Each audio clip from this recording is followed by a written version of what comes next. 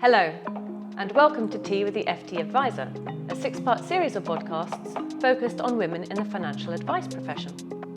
We're doing this in association with the Women's Wealth Alliance. I'm Simoney Kyriakou, editor of FT Advisor. And I'm Vanessa Barnes, I'm the chair of the Women's Wealth Alliance and founder of my own IFA firm, Hannay Wealth LLP. And today's guest is Jenny Segal, who's founder of Speaking with Images and also the author of the On Motivation series of books. So very much welcome. Thank you for being here today. Thank you for inviting me. Glad to be here. It's great. It's fantastic to have you with us because you've been an actuary, you've been in the financial advice profession for, financial actuarial profession for 30 something years? 30, you don't want to put a number on it. Exactly, 30 years, yes, long time, yeah. And then you've made this jump into creating your own firm and to writing books. Can you sort of talk a little bit more about that transition? What prompted you to do that? Yeah, so I spent most of my career in asset management sales, actually, leading sales teams in large global asset management firms. And then 11 years ago, I got very ill and I had, fortunately, very early stage but very aggressive cancer. Oh gosh. And had a horrible year of lots and lots of chemo and lots of surgery. My kids were still quite young. Made it through, so everything's fine now. But it made me think much more about my life, really. It made me think that life's not infinite, that we've got a finite runway, and you never know what's around the corner.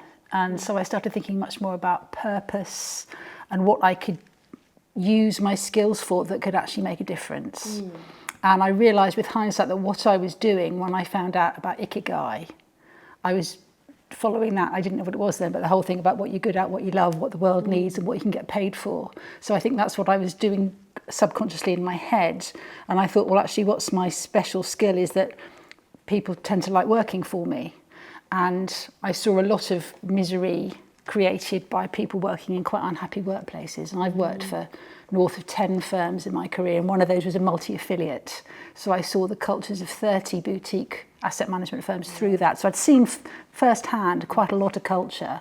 So I thought, well, actually, if I can take the learnings from that and go and sow the seeds of great culture in other organisations, then that will be something that's worthwhile. It turned into a book, and I've now written 6 books. I still have very much got a foot in financial services. I'm a chief investment officer and I'm on a few boards, but I spend a lot of my time as a public speaker and running leadership courses and management courses around different aspects of workplace culture.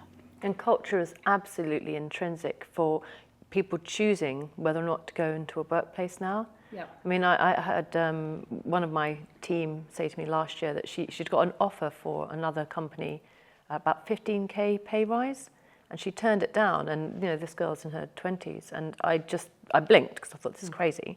But she said to me, I didn't like the vibe. Now that was a very Gen Z thing to say. I didn't like the vibe, but actually culture does determine whether or not young talent wants to go into your firm or not, and you don't perhaps even know that your culture's not great. You know, that's a concern as well, isn't it? Yeah. I think that's really interesting to hear. I'm delighted, actually, because one of the things that I talk about is how culture, you can't ignore culture, and it makes brilliant bottom line sense, even if you're not someone who gets that people work better and they're happier and in a great workplace culture. It makes total bottom line sense. And we see it with things like the Great Places to Work data study that shows how the top 100 companies in Great Places to Work outperforms the FTSE Russell Index by 3.5 times over a 25-year period, 3.5% per annum over that 25-year period. Can I ask you about that? Is that because people work harder because they feel, or are just more efficient and just more driven? Yeah, I think there's a couple of aspects to it. There's definitely an upside to it, which is exactly what you're describing there. And if we all think about how much better we work when we're motivated compared with when we're demotivated. If we're doing something that we believe in and we're fired up by, we will just work harder. We don't have to be forced into it. We do it because we love it and we want to. And we want to. Team and purpose are huge, great motivators, and that really comes off the culture. The other side of it is it reduces downside risk as well. Yeah. So if you think about terrible cultures, and first of all the amount of time that gets wasted, first of all by sick days and people leaving, the cost of turnover and hiring somebody new and probably hiring them in at a higher salary than you paid the person who's exited, and then the cost of training them up. And beyond that, you see it can bring a firm down, OD asset management. And beyond financial services, we look at what's happened. I mean, the huge, great cultural failures like Volkswagen, like Wells Fargo, like Boeing, like the Post Office. These are all down to massive cultural failures. But if people are genuinely saying, well, actually, I'll prefer firm A and at a lower salary than firm B, people will actually work for you for less because they love your culture. So it just it's aligned with bottom line outcomes. It's one of those perfect things where doing the right thing actually results in a better outcome that's sustainable for humanity as well. Exactly, and I think, that's been a part of an unspoken thing, hasn't it? And we've looked at this from the Women's Wealth Alliance. A lot of women coming into the profession have actually found the culture really supportive, but the perception of the culture is that it hasn't been supportive. So that a lot of women who've not pursued careers in financial services have done so because they perceive that it's a culture of a Wolf of Wall Street kind of thing, or it's really staid or stale or male. But the women who are in it have found it very supportive, and there's that huge disconnect. But it's so vitally important, isn't it? Yeah, they filter out because they think that won't be for me. Yeah, there's a kind of machismo, isn't there, from the outside looking in, that really puts a lot of men off, I think, but also particularly puts women off. They think, no, I don't want to be in that kind of aggressive, elbowy kind of culture.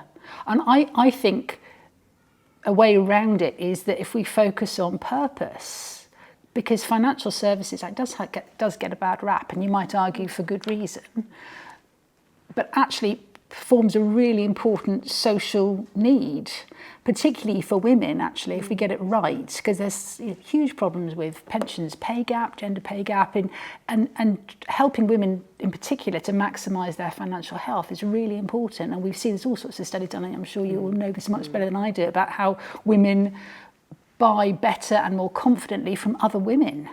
And they make more appropriate risk choices. I think there's a perception that women don't like taking risk. They're less, they have a lower risk appetite than men.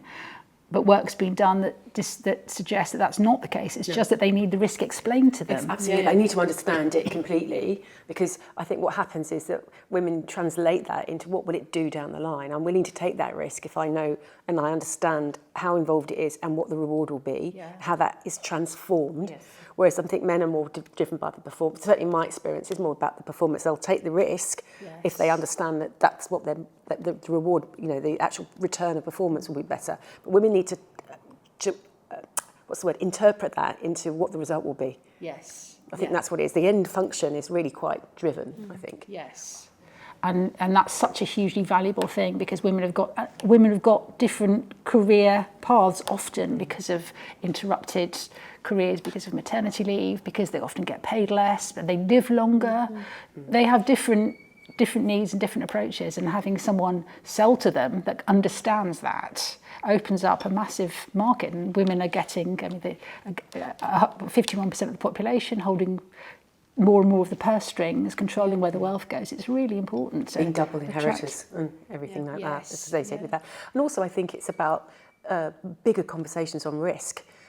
We focus so much on equity risk, but we don't talk about longevity risk, health risk, management risk, all of those issues, and taxation risk now has really become highly relevant. Yes. So it's about looking at all of those things, and a good financial planner will bring all of that into a conversation. I think we should bring it into every client, but I think women in particular value having that wider conversation around risk, rather than just limiting it to this investment will do this volatility and this investment will do that volatility. Yeah. It's much more complicated conversation. Yeah, I think there's a really good argument for having your workforce, particularly a sales force, representing who you want to sell to, so you can actually match up your constituents and understand what it is that their needs are.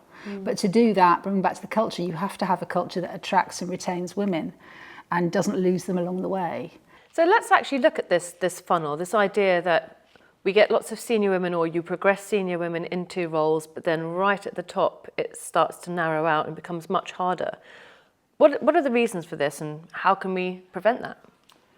Yeah, so I think that what we see is entry levels into the profession. It's roughly similar, male and female going into the profession, but that you get more fallout women as you go up. It's retention and progression that are the real problems. That we find that women are overlooked. I think just 12% of fund managers are women. They're underpaid. The gender pay gap in general is 7%-ish. Gender pension gap is 40%. It's 10% for financial services. So it's 7% on average and 10% for financial services gender pay gap. So what's happening? So we've got them plateauing, and in senior leadership positions, it's about 36% are women. And your figures on parity are okay for the whole of financial services. It's up to about 38% now, women. But in personal finance, it's stuck at 18%.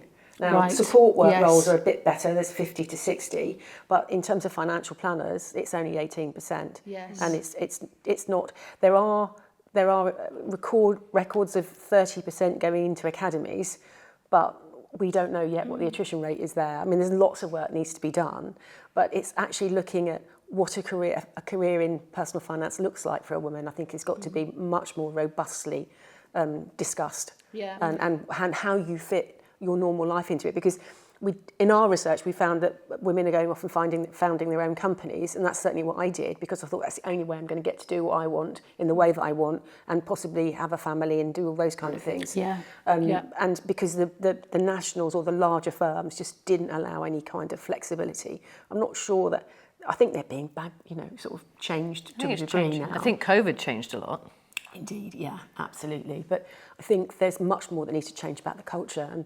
And if you're in the workplace, do women look for something different than men do? Yeah, I think they do. I think women are much more driven by purpose than men are. I think men can be motivated. I don't think anybody's solely motivated by money. And once you get to a certain point of income, it's not about money anymore. Money is a proxy for something else. But money on its own, particularly if the workplace is not great, if you are in a workplace where your ideas are being taken, where you're being patronised, where you're being spoken over, where you're being mansplained to, where it's assumed your knowledge is just not being given the credibility that it deserves, and you're having to do the brunt of the stuff at home. I mean, let's go back to the motherhood penalty problem as well, is that still, I think that until we've got parity socially with what men and women do outside of the workforce, it's really difficult for there to be parity inside the workforce, because that unconscious bias, it's actually grounded in truth, right? Who's going to get the phone call when the kid falls off the tree and breaks their arm? Who is it who has to rush off to the hospital? It's disproportionately the mother. Even when you've got a totally hands-on dad who's the house dad, you still hear of cases where the nursery rings up the mum, even though the note on the file is to ring up the dad. It's a societal bias that we have. So while we've still got that, and worrying about who's going to pick the kids up and who's going to do the cooking and all this kind of stuff, and what's happening in children's holidays, and you feel like you're sacrificing stuff and you're feeling guilty. I think working mothers carry a lot of guilt, certainly I did. Then if you're not enjoying work and you're feeling like you're not being given the credit that you deserve, you're not being promoted as fast as the guy who's sitting next to you, even though your knowledge is better and you've been in the job for longer and you're being paid less, it's much harder to keep the faith and want to stay. I think another side to it is that we promote people for the wrong reasons. We promote people who are technically excellent as a reward for technical excellence. We don't promote them because they've got management skills. And we don't promote them for their ability to be promoted into the next management job. We promote them as a reward for the job that they've just done. So we take them out of the job that they're good at, where they felt at ease, comfortable, confident, really good about themselves. We dump them in a job where they've got arguably no natural attributes. They may do, but that's not why they were hired in the first place. We don't train them. We don't tell them what good looks like. Often we ask them to be a player coach, so we don't even give them time to do the job properly. And as you say, it takes a huge amount of work to be that workplace teacher, to give people the individual care and attention that they need.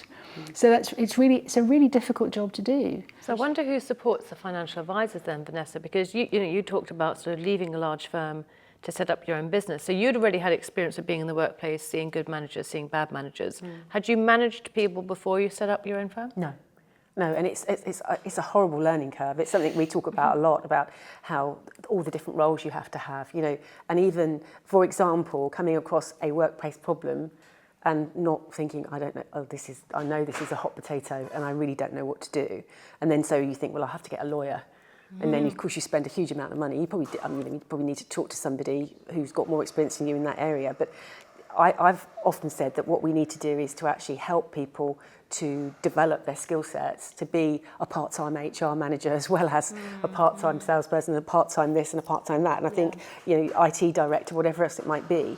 And I think there's a package we need to produce of helping what I call owner-occupied businesses to be better at what they do, so they can actually help build their businesses as well, because there's a huge amount of potential to drive that and to change the culture, and I think it's really important that we grasp that more.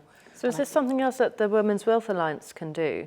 So as a working group, is there some way that we can help smaller firms where people have naturally just had greatness thrust upon them, had leadership thrust upon them, help them understand culture, help them understand management? Because if no one's there and you're a small firm, you don't have an HR, you don't have a legal team, you don't have an IT person, like you said, you're kind of thrown in at the deep end. I think probably the wider Consumer Duty Alliance, I think, because it's not just women-owned firms that would want that help. I mean, the reason we've looked at it is because we've noticed how many women-owned firms there are. There's more representation in that area than there are in the larger firms. But I think it's a skill set that, because it's been such a rapid evolution of coming from, the route through for financial advice has been relatively young, and I think people haven't really kept up with all of that. And I think there's a role for leadership to actually look at other things and forming connections with other professionals. I've often said, we should be going to places like the CIPD and saying, well, look, what does a really good a crash course on HR look like for an IFA practice, a small IFA practice? What likely problems are they going to come up with, and how do they cope with them, and what language should they use? What language would they use for recruitment? We've talked about that anecdote I've had before from the Women in Finance Charter, where they noticed that women self-select out of applications. They won't even apply for certain jobs if they don't think they're right for the role. And they interviewed all the candidates they had on their agency at that time, and they asked them, how long do you think it takes to become an expert at something? And the average for women was 10 years. They felt they needed 10 years in a role before they considered themselves to be an expert in that area. And they asked the men, and they said 3 weeks. So that was the average. So the difference, so they said, if you want to recruit women, don't use the word expert in your recruitment language. This is classic male hubris, female humility problem, which is displayed across multiple studies, across ages, demographies, cultures, that men consistently overestimate their ability and women consistently underestimate theirs. And we see it in imposter syndrome figures as well, that women, it's in the 50s for imposter syndrome affecting women on average, and it's in the 30s for men. So it's a real problem. Yeah. Going back to the small firms thing, the big advantage, I get completely that small firms don't have access to the same resources that large firms do. The advantage that small firms do have over large firms is that it's much easier to pull the lever, because it's you, right? You can set the culture. You're probably involved in all the important decisions firsthand. So you can really influence that. You can make the culture how you want it to be, because you set the tone. Yeah, what's important, what isn't. Yeah, exactly. It's much harder to do that in a 10,000 man firm if you want to change the culture. Kind of, you're going to have multiple microcultures, and some of them are going to be great, some of them are going to be terrible. It's just much harder to get that. But brilliant thing about small firms is that it's you, right? You're nimble. And also, it's about your values. I mean, I think, and it's the values, and it's the disconnect, because actually what you really want to do to be a good advisory business, you want to be in long-term relationships with your clients. Because that's the best way to be. You don't want to go out every Monday and find 5 new clients, because you've lost 5 the week before. So it's about relationship building, generational relationships, spousal relationships, all of those you build. And yet you come back to your business and you can't seem to work out your relationships with your employees. Yeah, it's trust, isn't it? So that's exactly what it is. And one of the things that I always think with when you're running a team, assuming that you've got the right people in the team, you've got good people in the team, is that you trust them. Mm-hmm. You treat people like adults. As soon as you start treating people like children, they behave like children. But if you tell people what their job is broadly, that in X weeks' time you want them to be over there, then in my experience, that's what they do. They work out the way to get there. Whereas if you micromanage them every step of the way, they'll absolutely hate it. I've always liked the Ogilvy view of hiring people, and I always keep this in my head every time I'm hiring or interviewing or doing work experience with people. Hire people that are smarter than you and trust them to do the jobs. Yeah. You know, and I'm not going to be around forever. I could cark it or, you know, move on to the next stage of my career, whatever that might be. Who's going to take over? I want someone experienced, want to bring people on. You want your legacy protected. And not just my legacy. I want it improved because Yeah. I don't want people to do things exactly the same way that I've always done them, because the world changes. AI is changing everything. You know, I need someone who's much younger and smarter and more tech proficient than myself to be taking over all of this stuff and drive it. What does the next 10 years look like? But again, it comes back again, doesn't it, to that culture. If you get the culture right, if you realise that your culture isn't inclusive of women, then your culture isn't probably inclusive of a lot of very talented people, male and female. So you get it right for women, you're probably going to get it right for everyone. And you're making it fairer. And if you think any part of it isn't fair, or isn't equitable, or isn't inclusive, and you work on it, you've got a really good sustainable business, because suddenly everyone wants to work for you. You've got seniority because people want to stay and move on to the next thing and move on. You've got succession planning. You've got clients who see the same advisor and they see advisors come and then maybe new ones come on and get trained up in the same way. They've got confidence in the firm. And you see the names come up, you see them in the social media groups. People do name and shame. And also people actually point towards positive as well. And I've done this and this has really worked. And you can hear other, particularly in the women's groups, that you can hear them listening to it and thinking, oh, that's really good to know. And actually, that there are a lot of employers of planners in this country that need to wake up and smell the roses, because they're not going to be able to recruit. Because one thing about the information age is you can get information quite easily. Absolutely. So I think with the rise of the female investor and the rise of female coaching, financial coaching, if you're not keeping up with bringing on the next generation of female financial planners, I think there's a defect in the business model that isn't going to be well served. So it's interesting to look at, and I think you can see some of that pivoting. We know that from our conferences, that actually most of the audience I'm talking to are men, and they're asking what they can do, what can we do? Yeah. They're not sitting there thinking, well, this is a women's issue. They absolutely know it's a business resilience issue, and that they need to be doing something about it. The good ones do anyway. Yes. And they really want to be able to support and to be supported in what they want to achieve for their practices. Yeah. So it's important that those are responded to as well. So I think it's not just a women's thing. I think you need to speak to the wider environment. Yeah, absolutely. For people who want to look at what good practice looks like. Yeah. I think the word that you used, Simoney, that really struck me was fairness or equitable. Humans like things to be fair. It's actually, they've done experiments with apes as well, with giving them certain things to do, exercises to do, and rewarding one lot with grapes, which they really like, and another lot with cucumber, which they don't like. And the ones who got the cucumber for doing the same task, they get really angry. And so fairness it's fundamental. And I don't think men would be too chuffed at the idea that they're getting paid more than a woman for the same job. It's just not fair, it's just not equitable. And that really matters societally. It's not huge. Business sense. Because sooner or later, like you said, it comes back to bite you in the pages of FT Advisor, or maybe another newspaper might cover it. Or it comes back to haunt you at an employment tribunal or a big national court case. And then, if you're a listed company, you're screwed because your shareholders aren't going to be interested. It's hugely, hugely important that you get this right. Yes. Do you think it should be mandated by law? I mean, one thing that upsets me about the financial services industry is that we almost have to regulate good behaviour. People, don't just do the right thing because it's the right thing to do. Yeah. They now do it because it's an obligation under consumer duty, or they do it because it's an obligation for treating customers fairly, and they get judged by it. Like, if you have to mandate good behaviour, it means that some people will not do it unless it's mandatory. So can we ever mandate good culture? And if we could, how do we regulate it? How do we even chart it? How do we understand what it looks like? Yeah, I wish I didn't agree with you. I really... My husband says that to me a lot. I really don't like having to mandate stuff. In every aspect of my life, from how I bring up my children, everything, I think that as soon as you set down laws, they're there to be there'll be lawyers working out ways to work around it. But if you set up principles, then it's much harder to break a principle, right? Because it's the word rather than the letter that you're trying to comply with.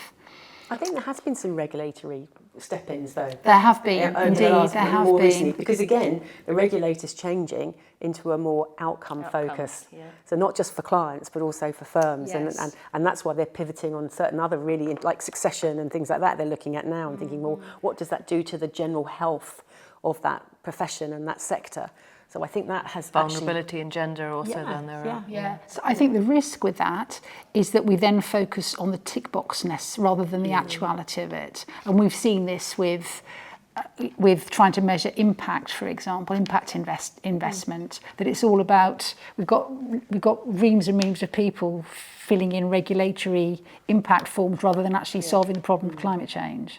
And I think that's the risk with regulating culture, is that we'll come up with a strict definition of culture that then people will manage towards, and then and we'll just be ticking Find that a way off. Around, yeah. Exactly, and so that it comes back to the point that I don't think culture is something that can be measured. It's something that needs to be weighed. So what I would like to see is to see real importance attached to culture by the chief exec, by the C-suite, and that they hire people with those skills and value them. So as well as having commercial targets, business targets, you also have, is your team happy as a target? You then got to think of how you measure that. And that I think will vary from firm to firm, but it'll be a variety of different ways of measuring. One of them might be how often do they come into the office? What's the vibe like when you're walking around the office? Those kind of things. What I would like to be able to see is a move away from the focus on short-term profit maximisation. And I understand it's very difficult with the Companies Act and there's a shareholder primacy. But if we were able to just extend the time frame out a little longer, then people are not incentivised to come in and cut costs because it's going to affect this quarter's earnings, the next quarter's earnings. They're thinking much more about the 3 to 5 years, and that's what builds a sustainable business. However, there are so many pressures because of these stakeholders, the various different stakeholders in place. It's very difficult for companies to see beyond that. And it's that short-term profit focus that often causes damaging culture, which ironically down the line causes a deterioration in profits, but not immediately. Yeah, somebody else's problem. Exactly. Yeah. Well, it seems that we've come full circle, but I really like that idea of concentrating not just on the profit, but looking at the overall well-being or the overall culture of a firm and thinking about that long-term sustainability. So thank you so much, Jenny, for coming and speaking to us. My pleasure. Thank you for inviting me. Thank you. And thank you for watching. You can find all of FT Advisor's usual podcasts and vodcasts on all the channels, Acast, Spotify, YouTube. And for more information on the Women's Wealth Alliance, please visit the Consumer Duty Alliance website. Until next time, take care. Thank you.